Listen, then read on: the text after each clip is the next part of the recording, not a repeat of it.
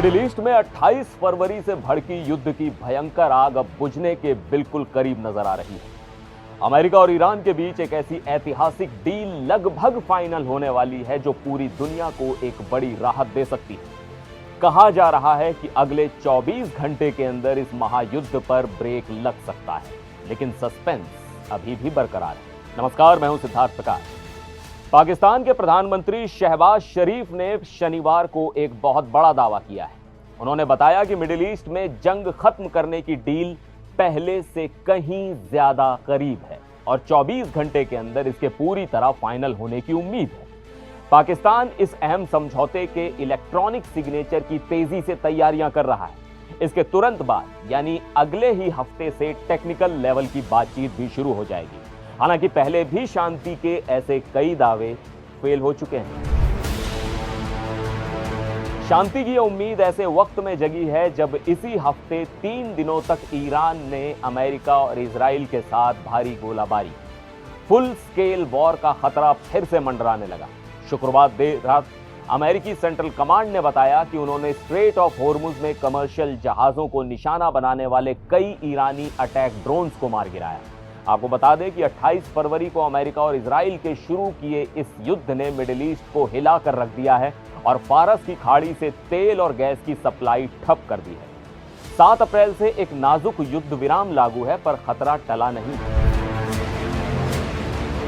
ईरानी विदेश मंत्री अब्बास अराक्ची ने शुक्रवार को कहा कि शुरुआती समझौते पर साइन होने के ठीक 60 दिन के अंदर ईरान के न्यूक्लियर प्रोग्राम की शर्तें भी फाइनल कर ली जाएंगी और जरूरत पड़ने पर यह मियाद बढ़ाई जा सकती है।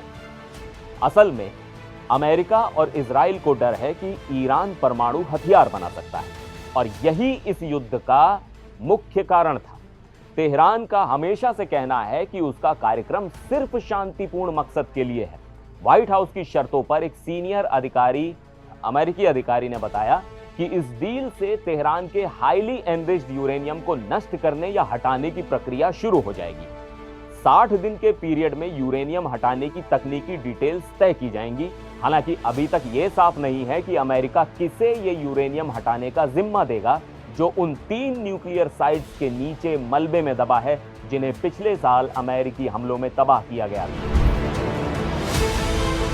अमेरिकी अधिकारी के मुताबिक इस डील में स्ट्रेट ऑफ होर्मुज को फिर से खोलने के प्रावधान शामिल हैं, लेकिन ईरानी विदेश मंत्री अब्बास अराक्ची के अनुसार ईरान चाहता है कि उसे यहां से गुजरने वाले जहाजों से दी गई सेवाओं के लिए टोल वसूलने का अधिकार मिले।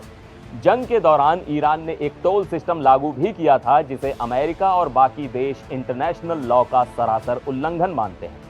इस अहम समुद्री रास्ते के बाधित होने से ग्लोबल एनर्जी सप्लाई ठप हुई है, ईंधन के दाम बढ़े हैं और दुनिया भर में खाना पीना बहुत महंगा हो गया है। नाम ना जाहिर करने की शर्त पर 3 क्षेत्रीय अधिकारियों ने बताया कि इस डील में ईरान से धीरे धीरे पाबंदियां हटाने और फ्रीज किए गए एसेट्स को रिलीज करने की बात भी शामिल है। वॉशिंगटन और तेहरान की मंजूरी के बाद जल्द ही साइनिंग सेरेमनी की उम्मीद है, लेकिन सबसे बड़ा पेंच ये है कि ईरान की शर्त है कि इस डील में लेबनान में सीज फायर भी शामिल है, जहां इजराइल और हिजबुल्लाह लड़ रहे हैं। वहीं इजरायली रक्षा मंत्री इजराइल काट्ज ने शुक्रवार को सीधे चेतावनी दी कि इजराइल अब भी ईरान के खिलाफ स्वतंत्र कार्रवाई कर सकता है। काट्ज ने साफ किया कि इजराइल लेबनान, सीरिया, गाजा के कब्जे वाले इलाकों और वेस्ट बैंक के उत्तरी शरणार्थी शिविरों से सेना बिल्कुल नहीं हटाएगा। इसी बीच शनिवार को दक्षिणी लेबनान में लड़ाई जारी रही। तो क्या सच में 24 घंटे में महायुद्ध थमेगा या इजराइल नया अड़ंगा लगाएगा? अपनी राय कमेंट्स में जरूर बताएं। फिर मिलेंगे एक और वीडियो में। आप देखते रहिए एनडीटीवी इंडिया।